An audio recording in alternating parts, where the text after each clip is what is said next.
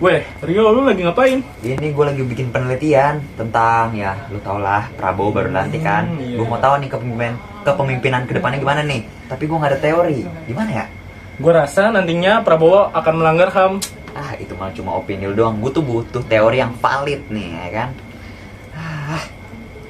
Oke, kalau mau tahu, lihat videonya di kamera. Bagus nih video. Video yang sangat bermanfaat. Mantap.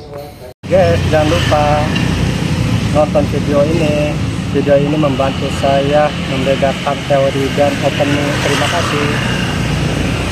Oke ya, assalamualaikum warahmatullahi wabarakatuh. Ya, pada kesempatan kali ini saya Rio akan menyajikan ya presentasi mengenai hubungan antara masalah dengan opini, dan akan saya khususkan di sini dalam konteks karya tulis ilmiah. Ya. Semoga bisa bermanfaat video ini bagi teman-teman yang menonton. Silakan disimak. Oke, daftar konten atau daftar isi yang nanti akan disajikan ya, itu mencakup beberapa hal teman-teman. Yang pertama itu ada pendahuluan ya. Yang kedua itu ada masalah, dan di situ akan ada turunan-turunannya ya. Kita membahas tentang definisinya, pemahamannya, dan ada pertanyaan mendasar nih yang akan bersambung dengan hal yang kedua itu, opini ya. Di opini pun kita akan bahas tentang definisinya, kita akan memahami tentang sikap, validitas teori, dan validitas opini. Yang ketiga itu adalah materi utamanya, yaitu hubungan antara masalah dan opini gitu ya. Dan yang keempat ya, yang terakhir itu ada saran dan penutup, dan akan saya sajikan juga tentang kajian etik tuh ya, mengenai penggunaan opini itu seperti apa. Oke teman-teman, kita mulai dari pendahuluan ya. Jadi kita sebagai manusia tentunya seringkali menghadapi masalah dari yang kecil sampai yang besar, dan tentunya harus segera kita selesaikan, karena kalau tidak akan mengganggu batin atau fisik kita gitu ya. Untuk penyelesaiannya ini seringkali kita kesulitan kalau kita mengerjakannya sendiri, kita menyelesaikannya sendiri ya. Tidak kuat tuh akal budi kita tuh, sehingga seringkali kita membutuhkan bantuan orang lain, pendapat, ataupun opini. Nah, opini yang perlu kita garis bawahi, sehingga bisa dikatakan bahwa masalah itu ada hubungannya dengan opini dalam kehidupan sehari-hari kita, ya kan?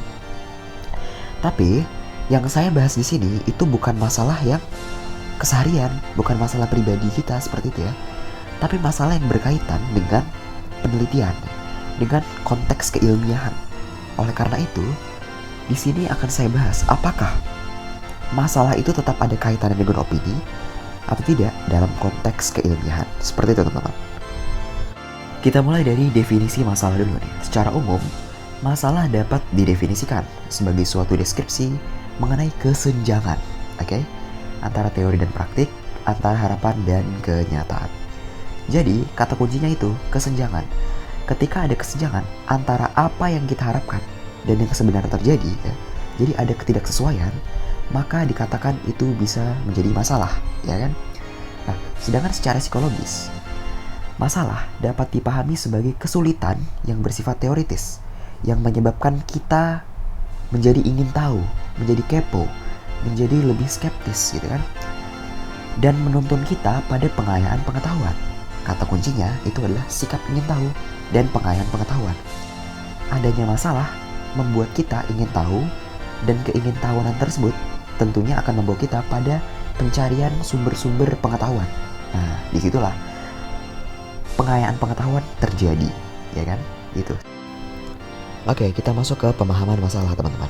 Ya, kalau kita sudah lihat tadi 3 konsep kunci ya, di sini akan kita teliti lebih lanjut ya. Ada harapan, kenyataan, dan kesenjangan. Harapan merupakan hal yang ideal ya, potensi ideal, hal yang seharusnya ada gitu ya. Sedangkan kenyataan itu yang merupakan hal yang sebenarnya terjadi, apa yang benar-benar terjadi ya. Jadi kenyataan itu adalah reality, harapan itu adalah ekspektasi ya, kira-kira gitu. Sedangkan kesenjangan itu adalah ketidaksesuaian antara harapan dan juga kenyataan, ya kan? Antara yang potensial dan yang aktual itu tidak sama. Nah, itu namanya ada kesenjangan di situ kira-kira. Nah, masalah yang ingin diajukan dalam konteks penelitian ilmiah, maka harus diekspresikan lebih lanjut, yaitu dalam bentuk uraian pertanyaan-pertanyaan. Oke? Nah, tentunya untuk mencari jawabannya diperlukan sumber-sumber, ya, karena kita tidak bisa memecahkan masalah tersebut sendirian. Oleh karena itu, mengacu pada definisi secara psikologis tadi, ya, adanya masalah ternyata membuat pengetahuan kita semakin kaya karena kita ditantang untuk mencari sumber-sumber pengetahuan baru, gitu ya.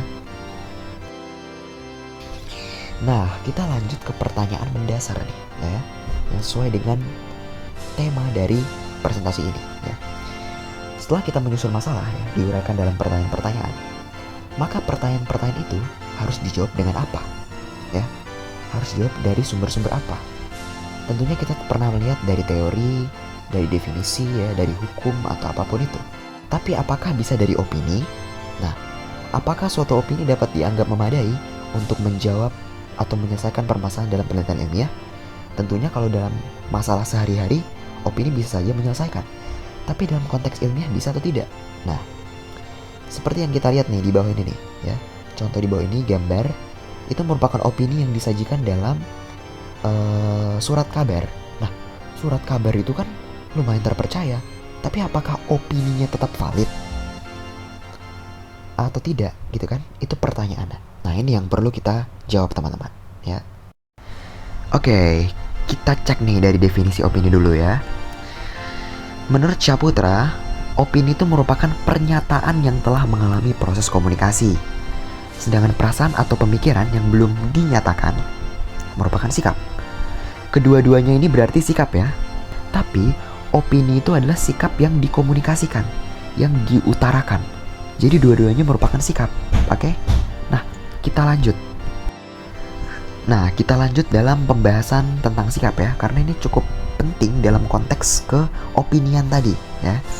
Nah, sikap itu apa sih? Sikap itu merupakan evaluasi umum terhadap sebuah objek, konsep, atau perilaku dalam dimensi setuju atau tidak setuju, baik atau buruk, suka atau tidak suka. Jadi ini tuh sangat objektif, ya. Sikap itu merupakan evaluasi objektif seseorang terhadap orang lain atau terhadap fenomena tertentu. Contohnya, ya, di sini akan saya coba garis bawahi, teman-teman. Saya senang sekali dengan guru bahasa Indonesia saya karena cara mengajarnya di kelas menimbulkan suasana kritis. Guru bahasa Indonesia itu merupakan objek sikap, ya. Saya itu merupakan subjeknya, guru bahasa itu merupakan objek sikap. Dan cara mengajarnya itu merupakan atribut. Itu merupakan hal yang kita nilai. Nah, kira-kira gitu, ya. Jadi, dapat dikatakan bahwa sikap merupakan pandangan yang sangat-sangat subjektif, yang berkaitan dengan problem suka tidak suka, setuju tidak setuju, dan baik buruk. Jadi ini sangat subjektif, ya, bukan objektif gitu. Kira-kira sikap seperti itu, teman-teman. Nah, di sini agak loncat dulu, teman-teman, ya. Kita ngomongin teori, ya, validitas teori. Nah, sebenarnya teori itu apa sih? Teori itu merupakan alat analisis, ya, untuk menjelaskan gejala-gejala, ya kan? Untuk menjelaskan berbagai fenomena. Teori bisa menjelaskan itu dengan pola-pola yang ajak dan universal, ya. Artinya, teori itu tuh bisa meramalkan sesuatu, oke? Karena dia tuh universal. Dalam fenomena-fenomena dalam konteks yang berbeda, dia bisa memberikan konsekuensi yang berbeda juga, sehingga dia memiliki fungsi khas, yaitu untuk meramalkan sesuatu. Oke, misalnya kita membicarakan tentang teori neo-Marxis, ya. Dari teori neo-Marxis, di sana menjelaskan mengenai hubungan antara kekuasaan, kelas borjuis, dan kelas proletar. Kelas borjuis yang bekerja sama dengan kekuasaan akan menimbulkan konsekuensi adanya perjuangan kelas dari kelas proletariat. Nah, misal dengan teori neo-Marxis, kita akan melihat, kita bisa meramal bahwa pastinya para buruh akan melakukan perjuangan kelas dengan demonstrasi misalnya. Itu tuh bisa diramal dengan teori itu, gitu. Karena teori itu menunjukkan pola-pola yang ajak. Mau di Indonesia, di luar negeri, dengan budaya yang berbeda, pasti akan memunculkan konsekuensi yang sama, kira-kira begitu. Itu. Jadi, jika kita kilas balik ke sketsa video yang ada di awal video ini, maka dapat kita simpulkan bahwa pendapat teman saya itu tidak valid secara ilmiah. Karena apa? Karena pendapatnya itu sangat-sangat subjektif dan tidak bisa dimasukkan dalam pola-pola yang ajak dan universal. Nah, kira-kira gini lah ya kerangkanya teman-teman yang bisa dilihat dari awal kita mendapatkan masalah gitu kan. Ini dalam konteks ilmiah, oke? Dalam konteks keilmiahan sekali lagi nih. Di mana masalah tersebut menimbulkan rasa keingintahuan, maka dari situ kita memerlukan landasan berpikir yang beragam dari sumber-sumber lain. Nah, dari sini kita mendapatkan dua cabang, mencari teori atau mencari opini. Opini itu adalah sumber pandangan orang lain yang belum diuji secara ilmiah, jadi tidak bisa digunakan, oke? Sedangkan teori itu sumbernya dari literatur yang telah diuji secara ilmiah, entah dari buku, ya, dari artikel dan lain sebagainya. Kira-kira begini nih kerangkanya, teman-teman.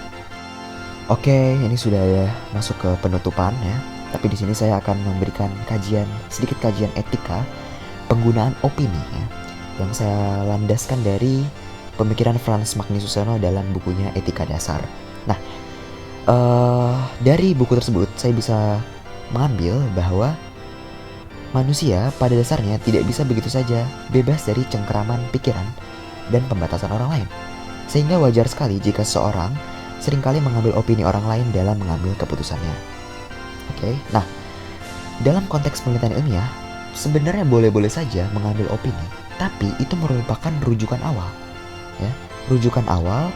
Lalu kita tindak lanjuti mencari literatur yang lebih valid, ya, kira-kira gitu teman-teman ya. Nah, ini kerangkanya seperti ini. Boleh saja menggunakan opini dari orang lain untuk meneliti kasus-kasus dalam konteks ilmiah, tapi perlu ditindaklanjuti. Opini tersebut harus dikritisi. Oke, mungkin itu saja presentasi dari saya pada kesempatan kali ini. Terima kasih telah menonton dan sampai jumpa.